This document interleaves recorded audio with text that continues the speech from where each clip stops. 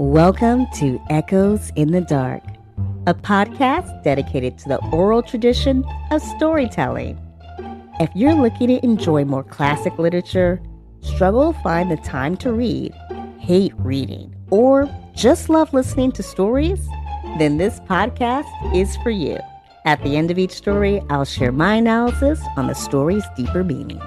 The Trial for Murder by Charles Dickens is a short story that was originally published in 1865 in the literary magazine All the Year Round.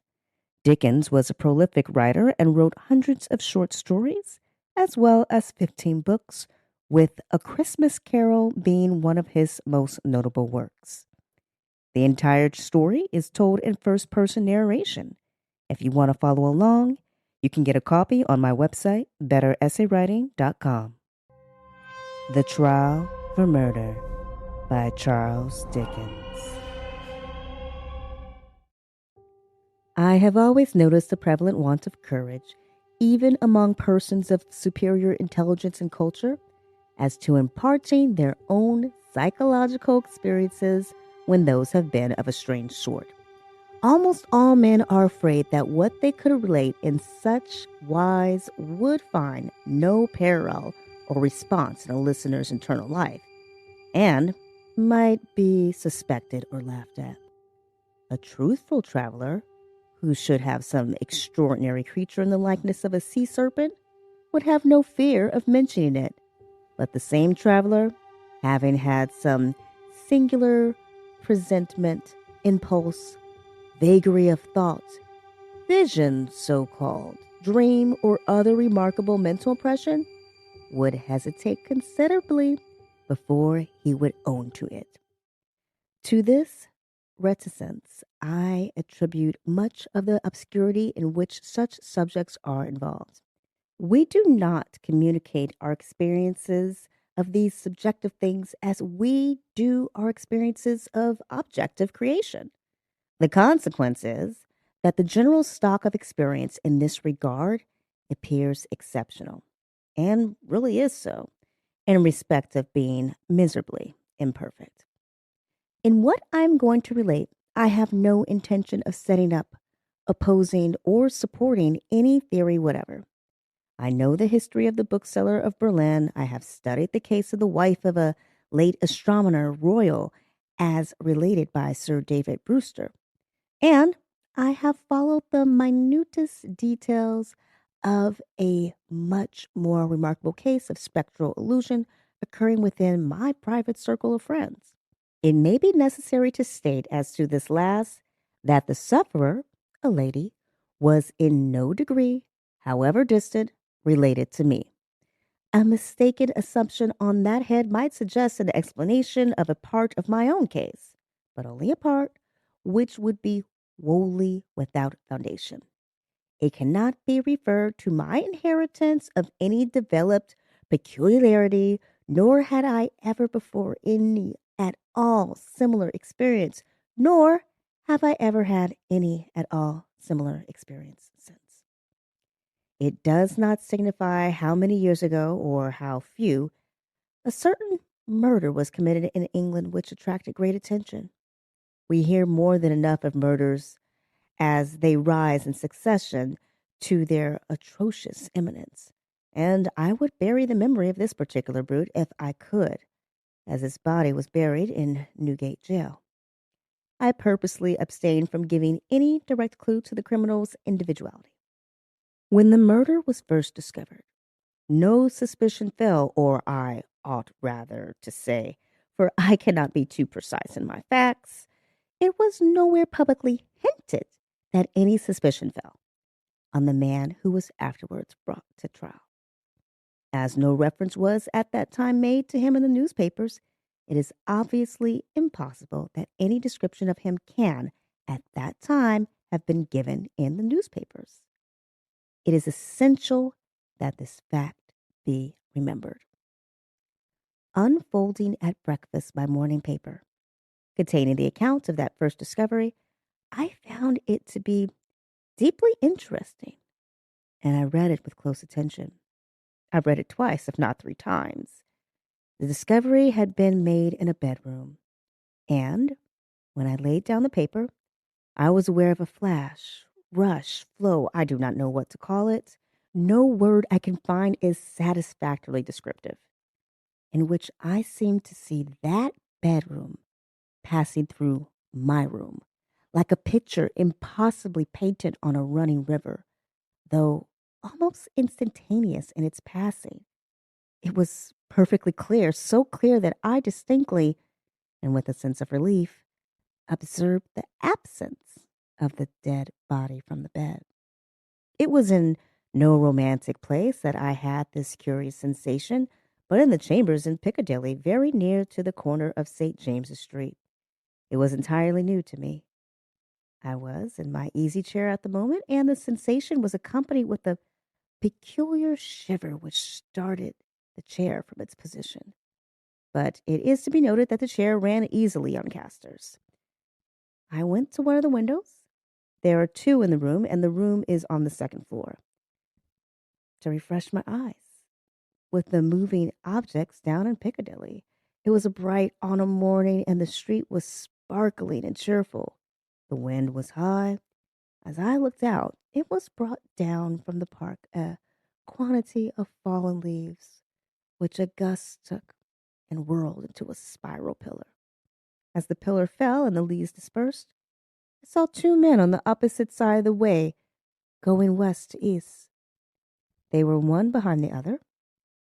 The foremost man often looked back over his shoulder. The second man followed him at a distance of some 30 paces with his right hand menacingly raised. First, the singularity and steadiness of this threatening gesture in so public a thoroughfare attracted my attention, and next, the more remarkable circumstance that nobody heeded it. Both men threaded their way among other passengers with a smoothness hardly consistent even with the action of walking on a pavement. And no single creature that I could see gave them place, touched them, or looked after them. In passing before my windows, they both stared up at me. I saw their two faces very distinctly, and I knew that I could recognize them anywhere. Not that I had consciously noticed anything very remarkable in either face, except that the man who went first had an unusually lowering appearance, and that the face of the man who followed was of the color of impure wax. I am a bachelor, and my valet and his wife constitute my whole establishment. My occupation is in a certain branch bank, and I wish that my duties as head of a department were as light as they are popularly supposed to be. They kept me in town that autumn when I stood in need of change. I was not ill, but I was not well. My reader is to make the most that can be reasonably made of my feeling jaded, having a depressing sense upon me of a monotonous life, and being slightly dyspeptic. I am assured by my renowned doctor that my real state of health at that time justifies no stronger description. And I quote his own from his written answer to my request for it. As the circumstances of the murder, gradually unraveling, took stronger and stronger possession of the public mind, I kept them away from mine by knowing as little about them as was possible in the midst of the universal excitement. But I knew that a verdict of the willful murder had been found against the suspected murderer, and that he had been committed to Newgate for trial. I also knew that his trial had been postponed over one sessions of the Central Criminal Court on the ground of general prejudice and want of time for the preparation of the defense. I may further have known, but I believe I did not, when or about when the sessions to which his trial stood postponed would come on. My sitting room, bedroom, and dressing room are all on one floor. With the last, there is no communication but through the bedroom. True, there is a door in it, once communicating with the staircase, but a part of the fitting of my bath has been, and has then been for some years, fixed across it. At the same period, and as a part of the same arrangement, the door had been nailed up and canvassed over. I was standing in my bedroom late one night, giving some directions to my servant before he went to bed. My face was towards the only available door of communication with the dressing room, and it was closed. My servant's back was towards that door.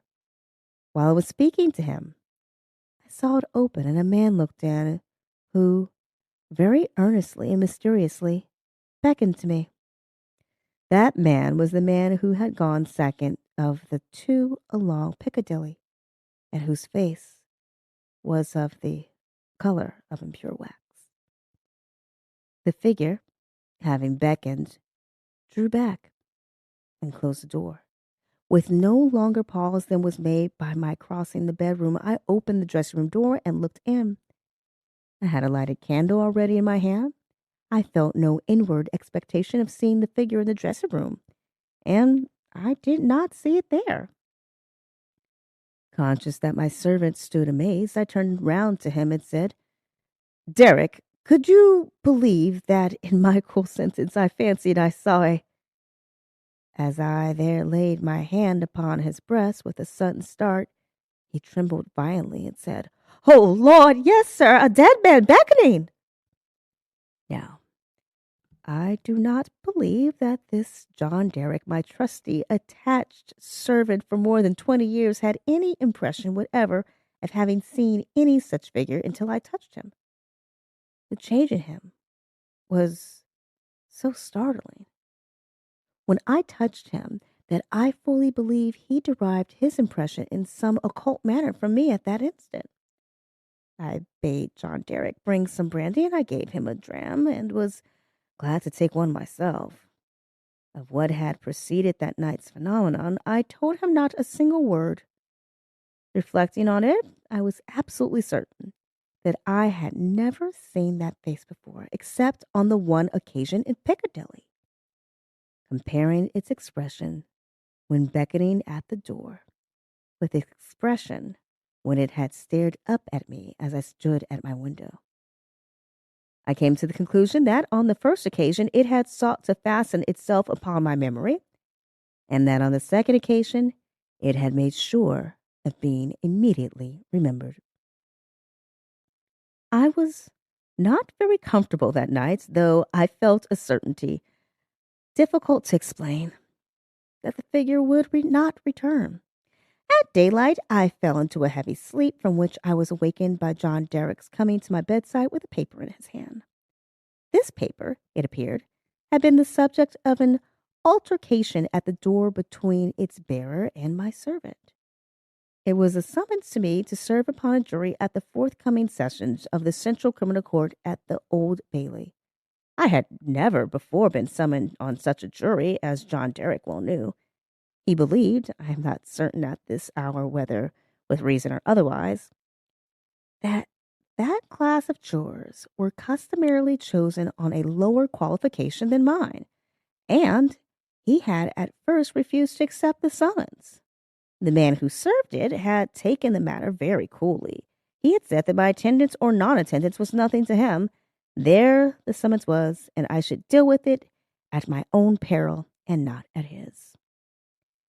For a day or two, I was undecided whether to respond to this call or to take notice of it. I was not conscious of the slightest mysterious bias, influence, or attraction one way or the other.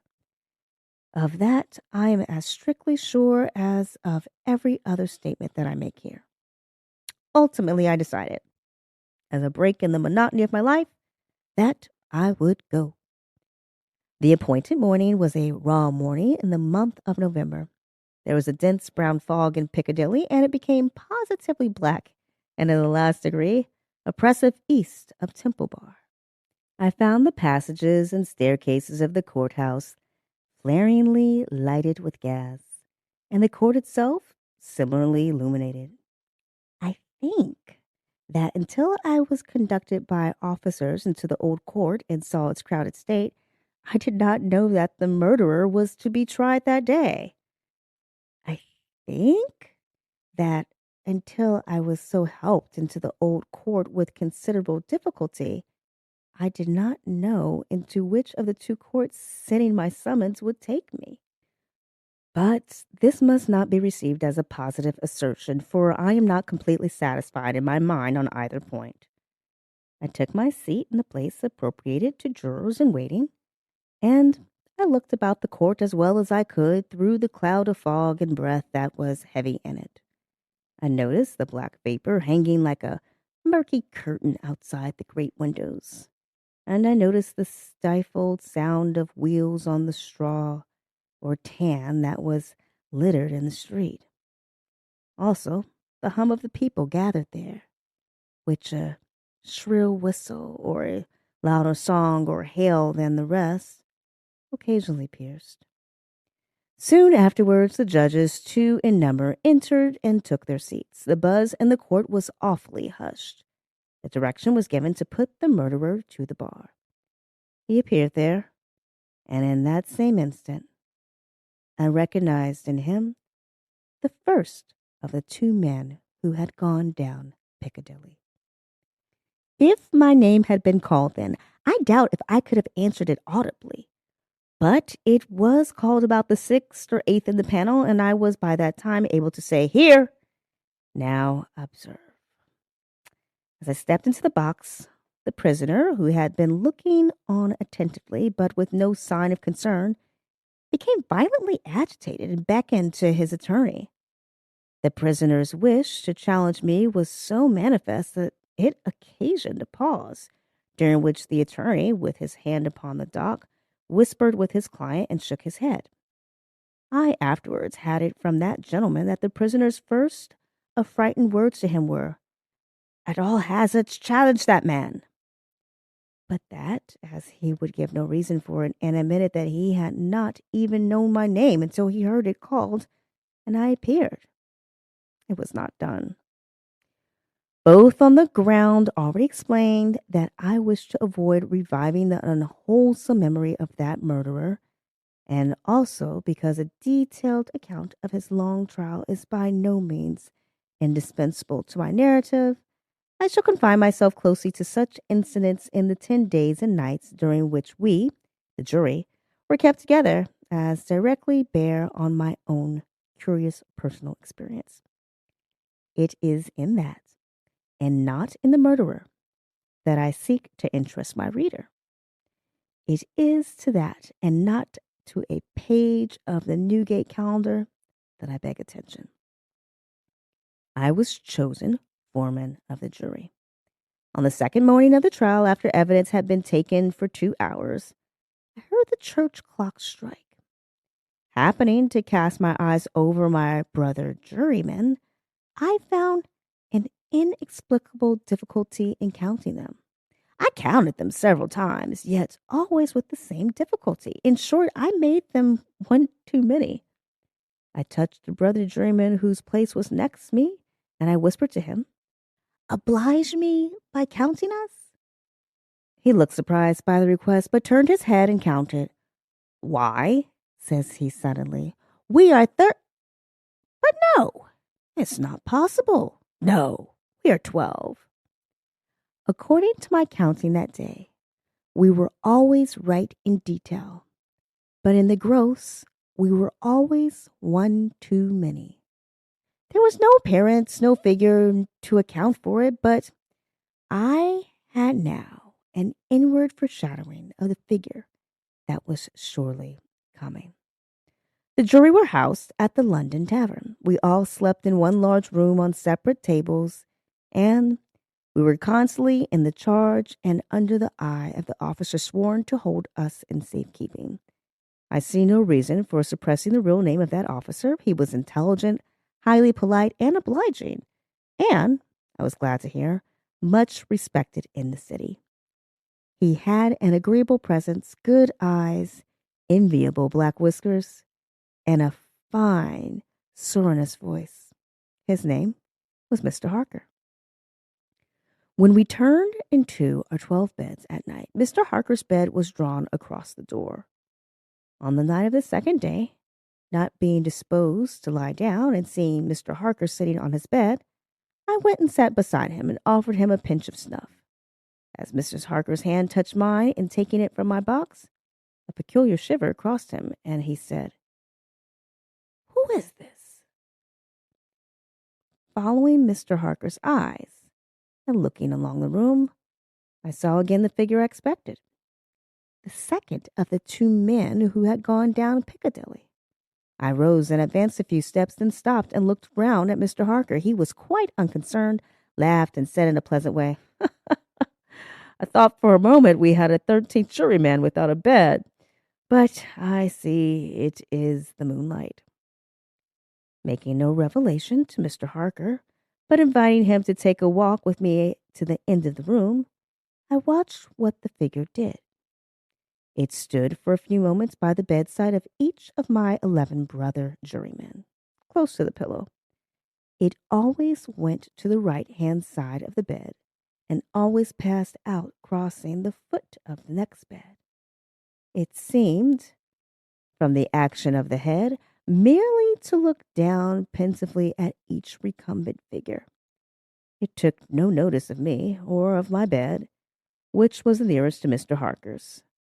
It seemed to go out where the moonlight came in, through a high window, as by an aerial flight of stairs. Next morning at breakfast, it appeared that everybody present had dreamed of the murdered man last night, except myself and Mr. Harker.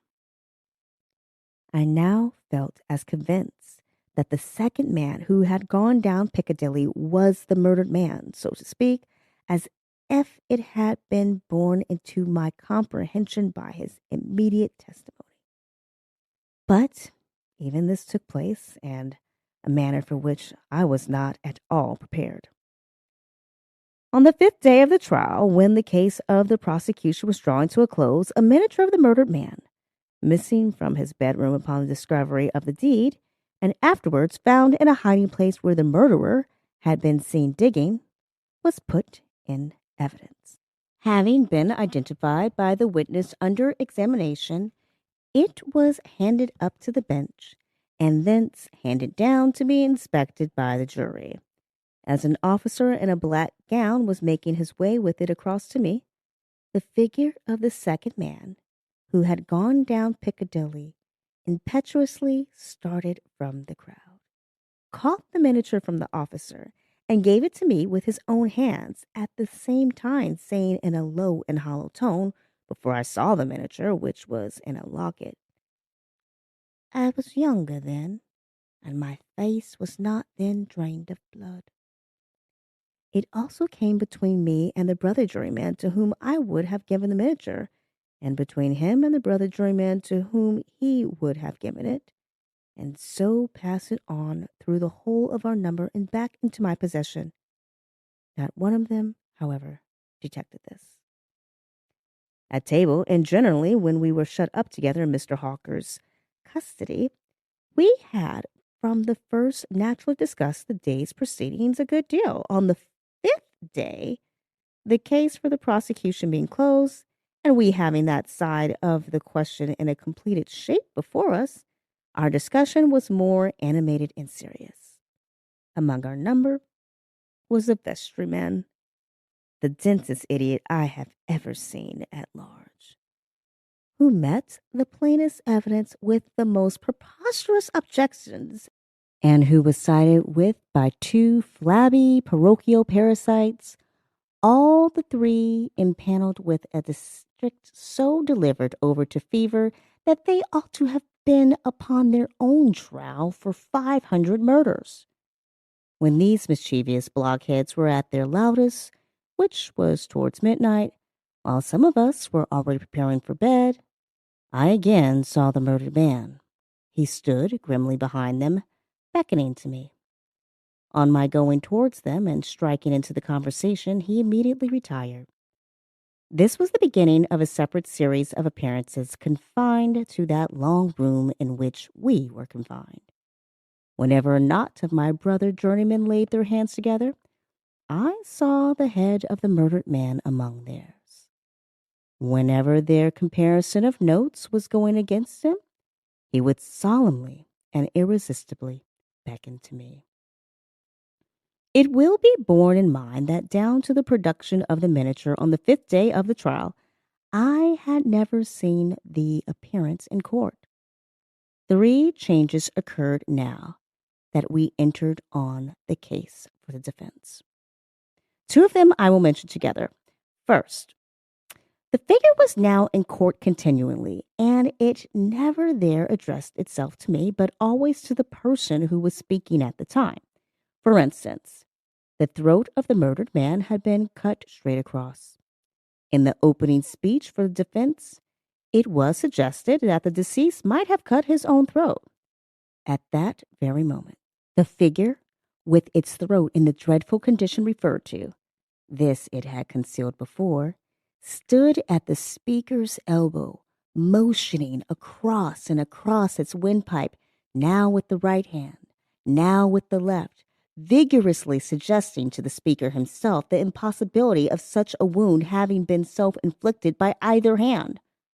For another instance, a witness to character, a woman deposed to the prisoners being the most amiable of mankind.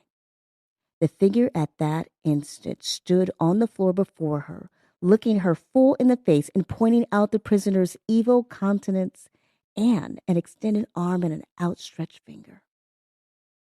The third change now to be added impressed me strongly as the most marked and striking of all.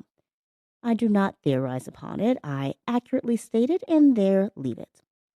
Although the appearance was not itself perceived by those whom it addressed, its coming close to such persons was invariably attended by some trepidation or disturbance on their part.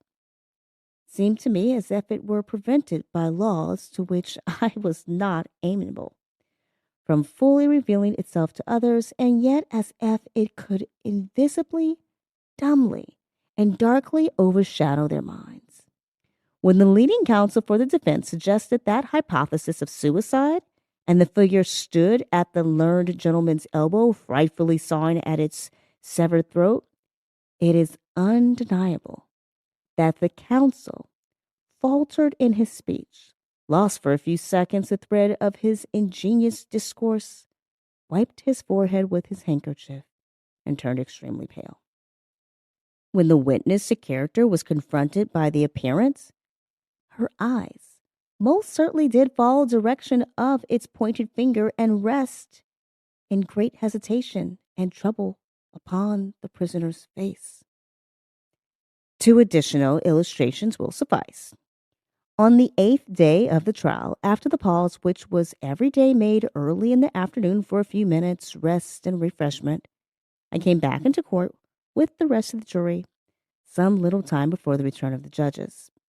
Standing up in the box and looking about me, I thought the figure was not there until, chancing to raise my eyes to the gallery, I saw it bending forward and leaning over a very decent woman as if to assure itself whether the judges had resumed their seats or not. Immediately afterwards, that woman screamed, fainted, and was carried out. So, with the venerable, sagacious, and patient judge who conducted the trial. When the case was over, and he settled himself in his papers to sum up, the murdered man, entering by the judge's door, advanced to his lordship's desk and looked eagerly over his shoulder at the pages of his notes, which was turning. A change came over his lordship's face. His hand stopped. The peculiar shiver that I knew so well passed over him. He faltered. Excuse me, gentlemen, for a few moments. I am somewhat oppressed by the vitiated air, and did not recover until he had drunk a glass of water. Through all the monotony of 6 of those interminable 10 days, the same judges and others on the bench, the same murderer in the dock, the same lawyers at the table, the same tones of question and answer rising to the roof of the court, the same scratching of the judge's pen, the same ushers going in and out, the same lights kindled at the same hour, when there had been any natural light of day.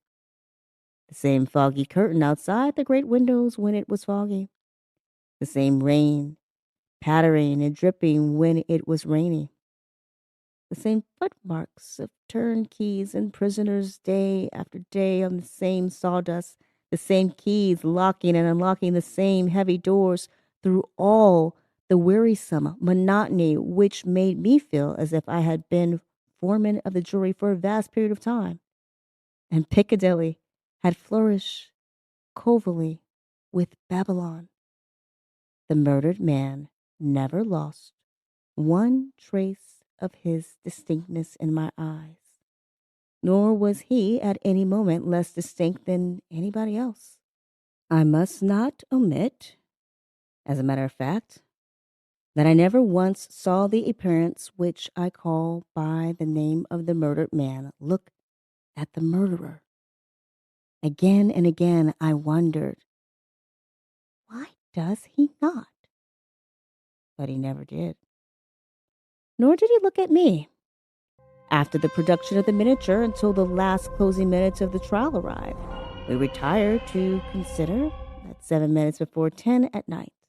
The idiotic vestryman and his two parochial parasites gave us so much trouble that we twice returned into court to beg to have certain extracts from the judge's notes reread. 9 of us had not the smallest doubt about those passages, neither, I believe, had anyone in the court. The dunder-headed triumvirate, having no idea but obstruction, disputed them for that very reason. At length we prevailed, and finally the jury returned into court at 10 minutes past 12. The murdered man at that time stood directly opposite the jury box. On the other side of the court, as I took my place, his eyes rested on me with great attention. He seemed satisfied and slowly shook a great gray veil which he carried on his arm for the first time over his head and whole form. As I gave in our verdict, guilty, the veil collapsed. All was gone, and his place was empty. The murderer, being asked by the judge, according to usage, whether he had anything to say before sentence of death should be passed upon him, indistinctly muttered something which was described in the leading newspapers of the following day as a few rambling, incoherent, and half-audible words in which he was understood to complain that he had not had a fair trial, because the foreman of the jury was prepossessed against him. The remarkable declaration that he really made was this: "My lord, I knew I was a doomed man when the foreman of the jury came into the box. My lord, I knew he would never let me off, because, before I was taken, he somehow got to my bedside in the night, woke me, and put a rope round my neck."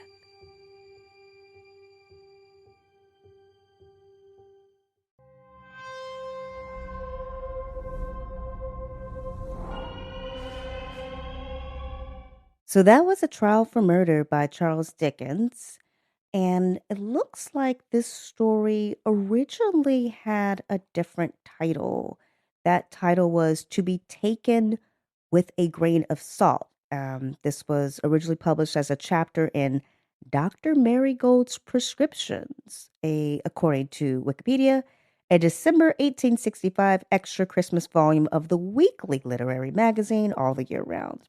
So um, I find the original title to be very, very interesting. This idea of to be taken with a grain of salt. Like, yeah, I'm going to tell you something, but you can believe it or not. Um, Now, under the new title, The Trial for Murder, this has more weight to it in terms of um, the story of itself is this recount of this guy's experience on jury duty. And we kind of have to wonder what's on trial here. Not really who. We're never told anything about the guy who died or the man who killed him. But I do feel that the justice system and society in itself might be on trial in Dickens's story. So, w- if you are familiar with A Christmas Story, then you are probably used to the very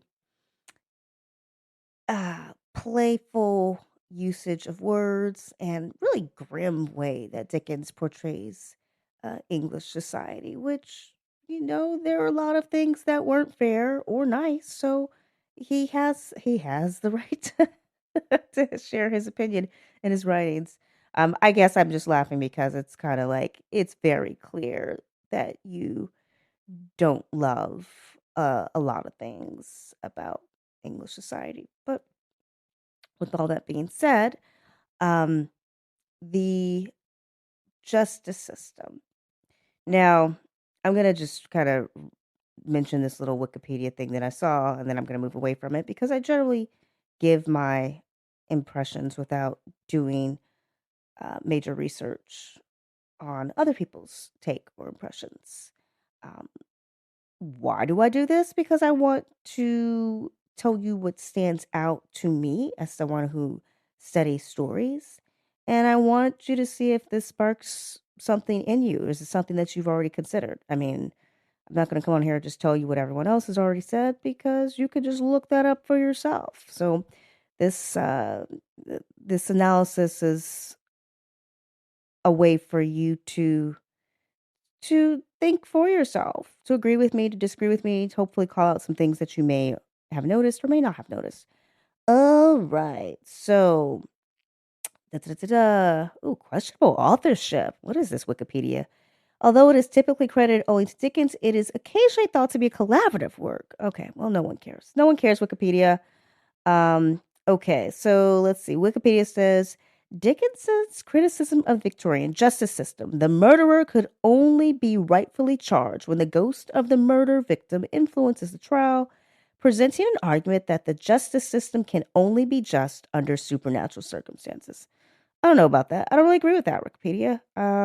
That's no one cares.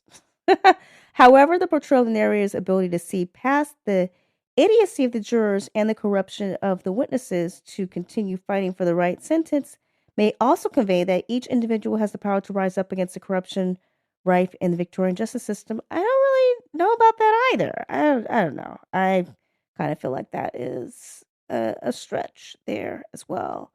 But yeah, actually, I feel like that's all a bit of a stretch. It's not really taking into account the rest of the story. I mean, we've got the lawyer who is defending his client and then suddenly finds himself uh, getting the chills and being stricken. We've got the judge who is about to uh, read the verdict. Well, I guess the jury, yeah, the jury winds up giving their verdict, but the judge, when he returns to the proceedings and is ready to get things started, he also has a moment of, whoa, something's going on here, right?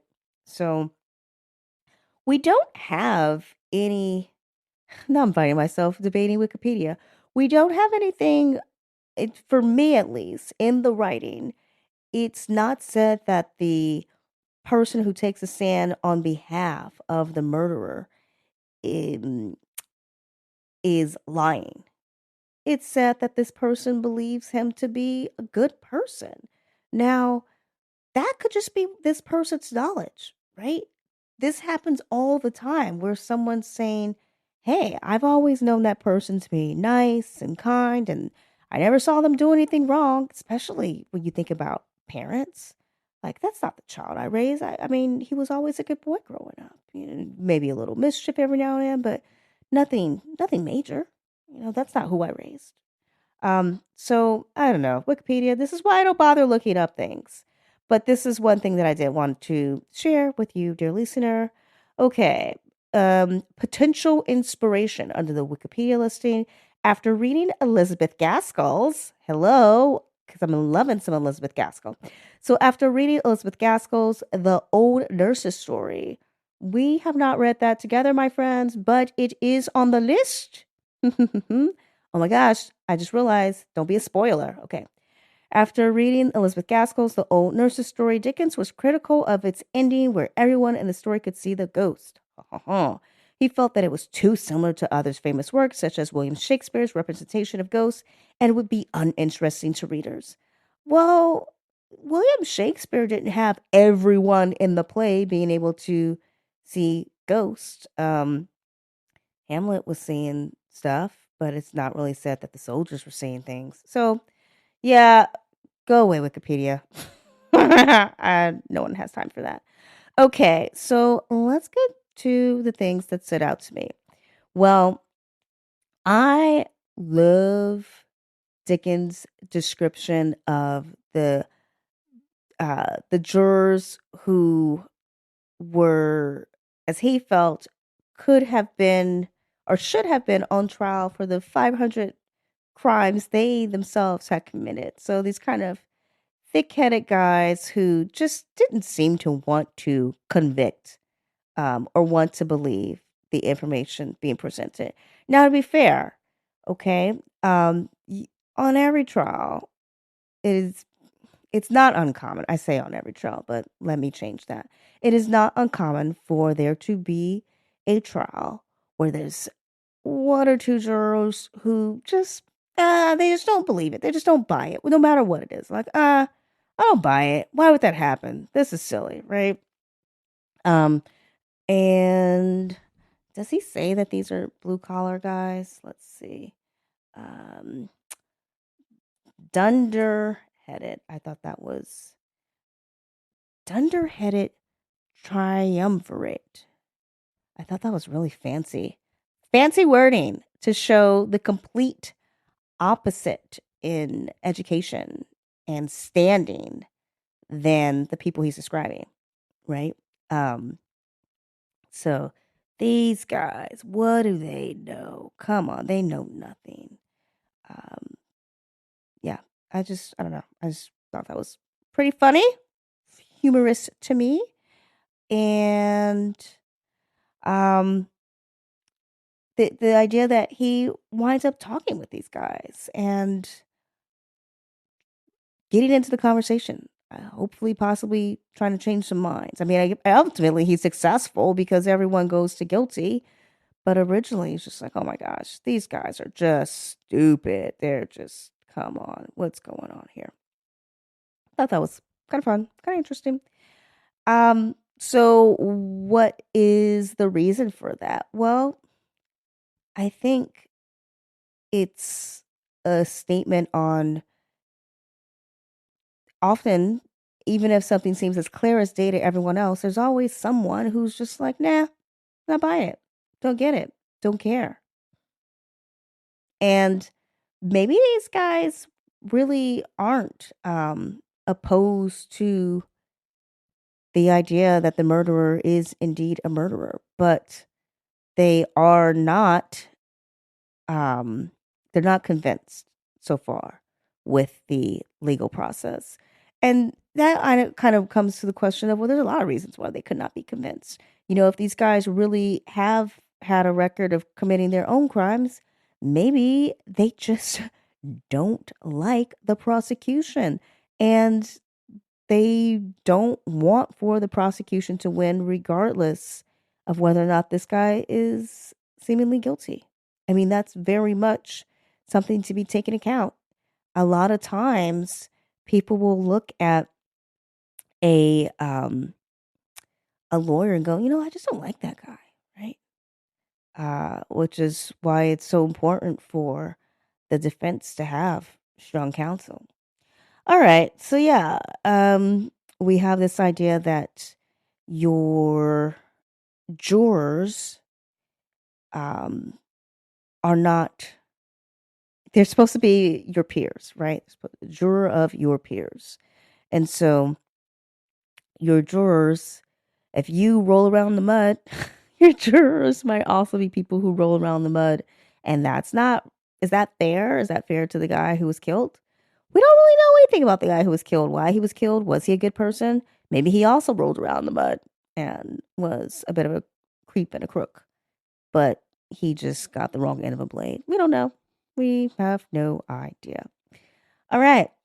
Um, the other thing that really stands out to me is this idea that only our narrator can see these two guys walking down the street during the daytime. Um, and they both fixate on the narrator, kind of imprinting. Um, so why was he chosen? He is the chosen one. We don't have any idea. But there are times in life when we can feel that we are the only ones who can see the truth. We're the only ones who get it. Like, why doesn't everyone else see this? Why is everyone else following along with this uh, trend? Or why is everyone else completely okay with whatever corruption is going on around us? Based on that little Wikipedia bit that I shared with you, maybe Dickens felt. Why was he the only one who could see the problems with um, society at the time or with the court system? Maybe, yeah. But the idea of why is it that only I get it? And then running around and trying to convince other people or hearing other people out and wondering, gosh, is there something I can do that will sway them? Um, and just watching other people slowly come to the realization on their own that maybe their belief is not fully supported. Maybe they should reconsider. Maybe that witness should reconsider um, her belief that the defendant is a good person. That is something very relatable to. Originally, I was looking at this story as this was all right. Is big, got the creepy ghosts going around. Um, Again, we have a narrator telling us of something that happened. It's all right. It's all right. Not a whole lot here in terms of things to really learn from, but I am actually going to correct myself in the sense that I do think Dickens, who, in my opinion, is really good at playing with words. Um, I found myself reading this and uh, just fascinated, not with just with word choice, but the combination of various phrases. I thought this is great. Not easy to read, but this is great. But uh, so not just great with the English language, but also he did a really good job of picking a few key points that he really wanted to drive home and just focusing on those points. Um, and I think the real big point of this story is that you can feel you are the only one who gets it, the only one who sees it. It's so obvious to you, clear as day. And yet you're watching everyone else slowly come to that realization, wondering if the rest of the world will come to the same realization that you have about something. And you're not even sure why you see it that way. Why do you get it? Like, why is it that you could see it and not anyone else?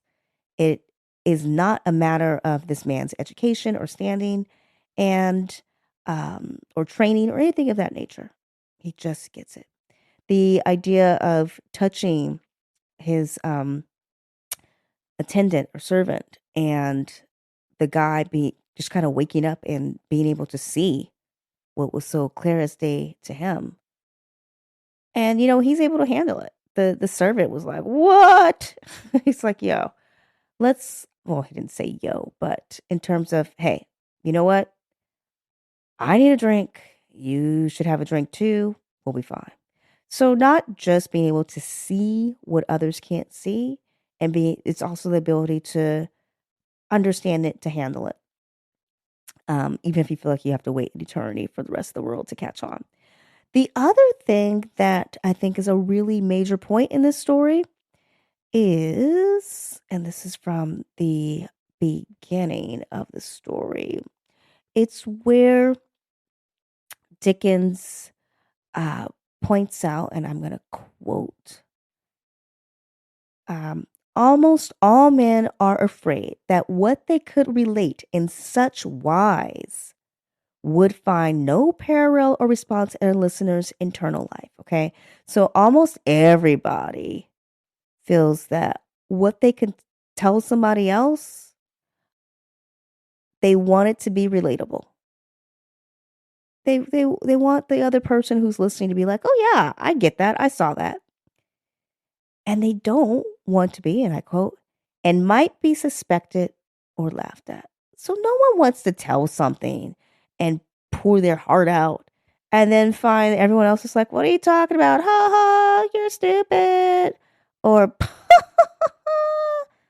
no, that's not it. So yeah, that is something that really keeps people from wanting to share things.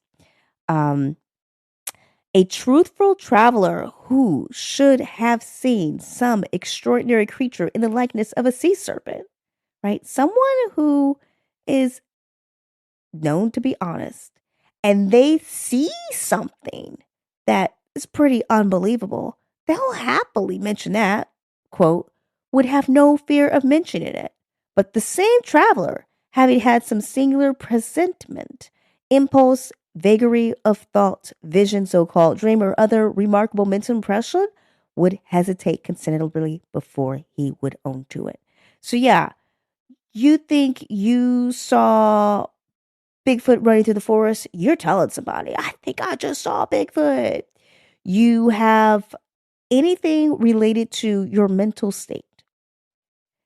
So anything related to something that you didn't necessarily see with your own eyes. Something like you had a dream that Bigfoot was running through the forest, or you had a dream or a feeling that there might be an earthquake. I just had this feeling that something bad's going to happen today. You ain't telling nobody. You're not telling anybody. I had a dream that there was going to be a major earthquake today. People be like, what are you talking about? No one's going to believe you. Even if you do tell them. They're like, what are you talking about? That's weird. Don't dream that. If you say, yo, I could have sworn I saw that guy that they were talking about on TV. I don't know why, but I could have sworn I saw that guy they're talking about who's dressed as a killer clown. People are like, oh my gosh, maybe you did.